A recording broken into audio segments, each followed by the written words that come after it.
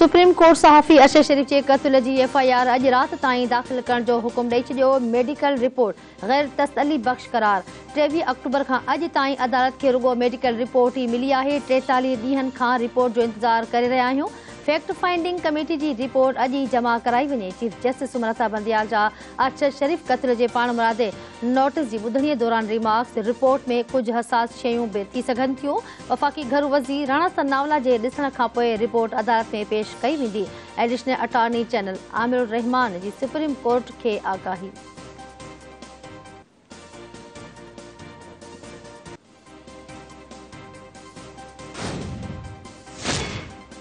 अरशद शरीफ के क़त्ल वारो वाक़ियो तमाम घणो अफ़सोसनाक है। संदसि क़त्ल वारे वाक़े की जांच थी रही है। वाक़े के हवाले से कीनिया के सदर से ॻाल्हायो हुयो। वज़ीर आज़म शहबाज शरीफ जो जर्नलिस्ट सेफ्टी फोरम के तकलीफ़ के खिताब। राय के इज़हार की आज़ादी हर मुआशरे लाइ अहम करार। संदसि चवण है त सहाफ़िन के हक़न ख़ातिर हुकूमत कदम खणी रही है। सहाफ़िन के तहफ़ुज़ लाइ कानून साज़ी कई वई है। सहाफ़िन के लाइ हुकूमत मीडिया और सिविल सोसाइटी के गॾिजी कम करणो पवंदो।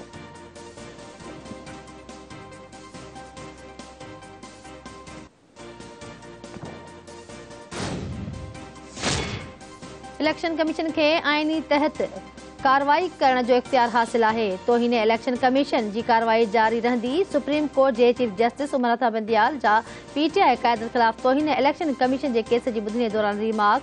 हाई कोर्ट्स के तोहिन इलेक्शन कमीशन बाबत तहरीक इंसाफ की दरख्वास्तन ते जल्द फैसलो ॿुधाइण जो हुकुम। आला अदालत तोहिन इलेक्शन कमीशन में PTI क़यादत खिलाफ दरख्वास्तूं उकलाए छॾियूं। PTI क़यादत तोहिन इलेक्शन कमीशन के नोटिस और अख्तियार के हाई कोर्ट्स में चैलेंज किया हो। इलेक्शन कमीशन पारा समूरन केसन के गड करण लाइ सुप्रीम कोर्ट से राब्तो किया वियो हो।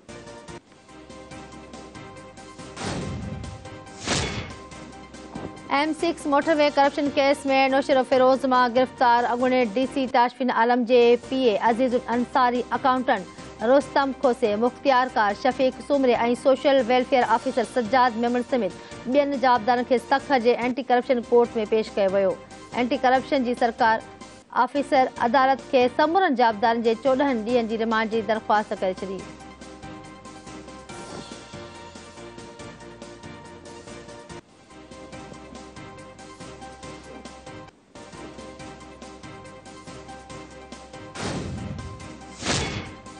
पीपल्स पार्टी के चेयरमैन बिलावल भुट्टो ज़रदारी की खास हिदायतन तहत सहाफ़िन के मसलन जो हल सिंध सरकार के अवलियतन में शामिल है। पीपल्स पार्टी सदाई मीडिया के हथी वठाइण और मीडिया वर्करन के बेहतरी लाइ पॉलिसियूं ॾिनियूं आहिनि। हुकूमत सूबे के समूरन प्रेस क्लबन में सहूलतन की फराहमी लाइ भरपूर सहकार करे पई। सिंध के इतलात वाले वज़ीर शहजील इनाम मेमन की मीरपुर खास प्रेस क्लब प्रेस क्लब और सखर यूनियन ऑफ जर्नलिस्ट के सालियानी ग्रांट्स जा चेक ॾियण के मौके ते ॻाल्हि ॿोल।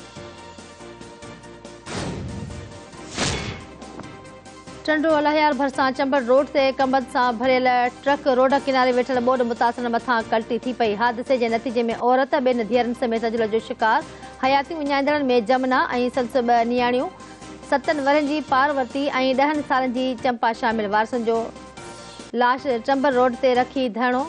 लापरवाही जो मुज़ाहिरो कंदड़ ड्राइवर खिलाफ केस दाख़िल करण जो मुतालबो।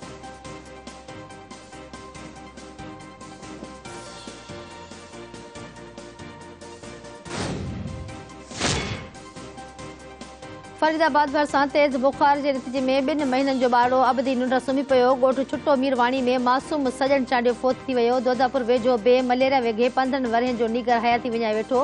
गोठ मीर मोहम्मद रवाही वासी फ़कीर मोहम्मद रवाही दमधणी हवाले कयो। दोदापुर और भरपासे में मलेरिया और बियन बीमारियुनि ते फोतगिन जो अंग 23 थी वियो।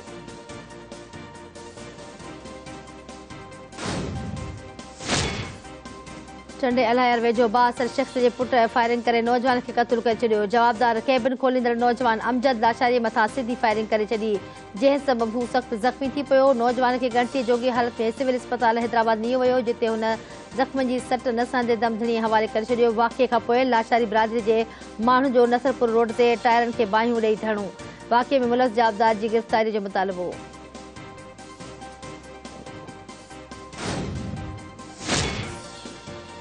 हैदराबाद पुलिस जो मुख्तलिफ इलाक़नि में कार्रवाइयों मंशियात फरोश और रूपोश जवाबदारन समेत 10 ॼणनि के गिरफ्तार किया। एक औरत भी शामिल।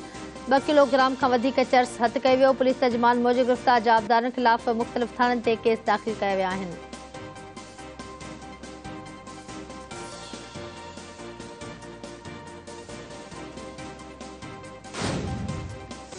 खां जुदा थी लॾींदा वञनि था यार पखी बाग पंहिंजो छॾींदा वञनि था वो छॾींदा वञनि था।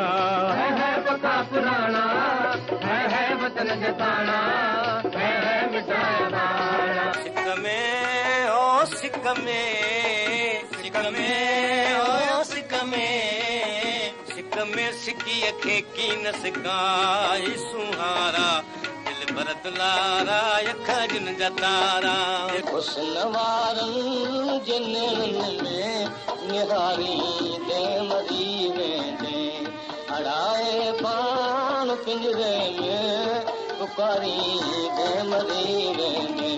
चल ही ज़मानो कंहिंखे न रुलाए चल ही ज़मानो कंहिंखे न रुलाए। तो मोलन खे थो मारी कुछ क्या सुना दिल में धारी तो हर हर एडो रुआरी जेका ॻाल्हि हुजे ता सद तूं सुहिणा पंहिंजे अखियुनि खे झल तूं।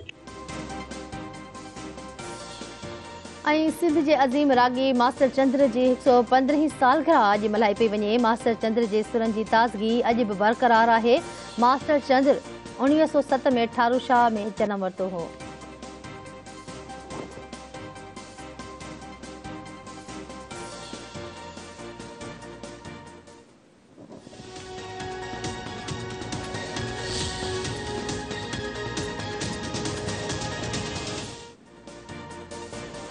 अस्सलाम वालेकुम। धरती टीवी न्यूज़ सां गॾु मां आहियां फ़ौज़िया एजाज़। नाज़रीन हेडलाइन समझो ख़बरनी अपडेट जो सिलसिलो जारी आहे। वक़्तु शॉर्ट ब्रेक असां सां गॾु रहिजो।